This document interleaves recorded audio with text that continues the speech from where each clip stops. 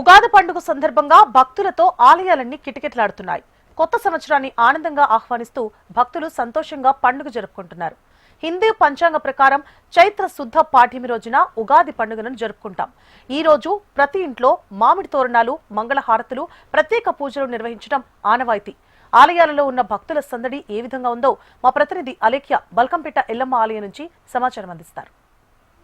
పరాభవనామ సంవత్సరంలోకి అడుగు పెడుతున్న రెండు తెలుగు రాష్ట్రాల ప్రజలకు ముందుగా హెచ్ఎంటీవీ తరపు నుంచి ఉగాది పండుగ శుభాకాంక్షలు.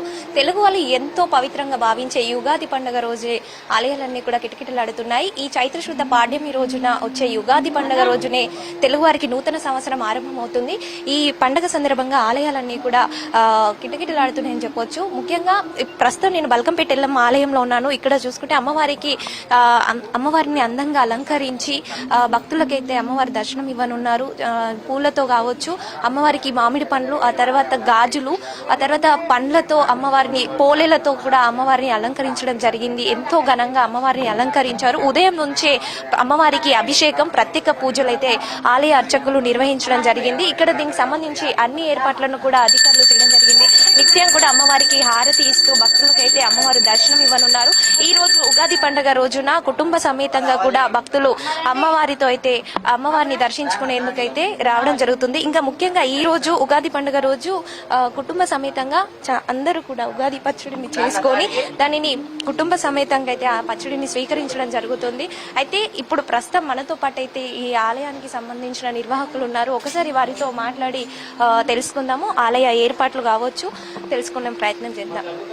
సార్ చెప్పండి, ఆలయ ఏర్పాట్లు ఈరోజు ఉగాది పండుగకి మీకు సంబంధించిన ఎలాంటి వేడుకలు అనేది ఇక్కడ ఏర్పాటు చేశారు? ముందుగా తెలుగు ప్రజలకి ఉగాది శుభాకాంక్షలు. మన చారిత్రక ఎల్లమ్మ పోచమ్మ టెంపుల్లో ఉగాది పండుగ పురస్కరించుకొని చాలా ఘనంగా ఏర్పాట్లు చేసినాము. ఈరోజు 11 గంటలకి మన టెంపుల్ ఆధ్వర్యంలో పంచాంగం ఏర్పాటు చేయడం జరిగింది. మరి భక్తులకి ఎలాంటి అసౌకర్యం లేకుండా క్యూ లైన్లు కానీ, ప్రసాదాలు కానీ, టికెట్లు కానీ ప్రతి ఒక్క దగ్గర ఎక్స్ట్రా స్టాఫ్ని పెట్టడం జరిగింది. మరి భక్తులకి ఎలాంటి ఇబ్బంది లేకుండా వాటర్ కానీ, ప్యాకెట్లు కానీ, ఎండాకాలం ఉన్నది కాబట్టి ప్యాకెట్లు, వాటర్ ప్యాకెట్లు అన్నీ సమకూర్చడం జరిగింది. ఆలయ సిబ్బంది సహకారాలతో టెంపుల్లో ఈరోజు ఉగాది ఘనంగా జరుపుకోవాలని చేసుకుంటాం. ఇక్కడ ఎల్లమ్మ ఆలయంలో కూడా భక్తులకు ఎలాంటి ఇబ్బందులు లేకుండా అయితే ఏర్పాట్లను అయితే చేయడం జరిగింది. భక్తులకు కూడా క్యూ లైన్ లో వచ్చే విధంగా అయితే ఏర్పాట్లు చేశారు. ఉదయం నుంచే భారీ ఎత్తున అయితే బల్కంపేట ఎల్లమ్మ అమ్మవారిని దర్శించుకునేందుకు అయితే రావడం జరుగుతుంది. అంటే మన సాంప్రదాయంలో ఏ పండుగను చూసినా గానీ అది ప్రకృతితోనే ముడిపడి ఉంటుంది. ముఖ్యంగా అందులోనూ ఉగాది పండుగ అయితే దాన్ని ఏ కోణంలో చూసినా గానీ అది ప్రకృతితోనే ముడిపడి ఉంటుంది. ప్రకృతి ఆధారంగానే కనబడుతుంది, ఆధారం చేసుకుని కనబడుతుంది. అంతేకాకుండా అంటే వసంత ఋతువు వచ్చింది అని చెప్పేందుకు కూడా ఉగాది పండుగే, అంటే ఉగాది పండుగ వచ్చిందంటే ఇంకా వసంత ఋతువు వచ్చేసిందంటే అంటే చుట్టుపక్కల ఏ చెట్టును చూసినా కానీ లేత చిగురు ఆకులతో పచ్చదనంగా అయితే కనువిందు చేస్తూ ఉంటుంది.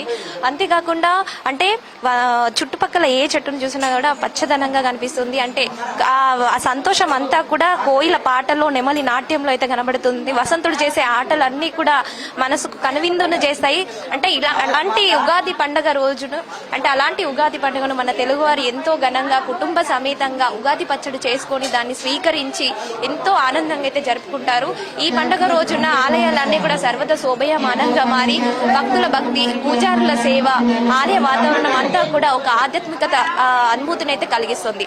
వీడియో జర్నలిస్ట్ శేఖర్తో అలేఖ్య, హెచ్ఎంటీవీ, హైదరాబాద్.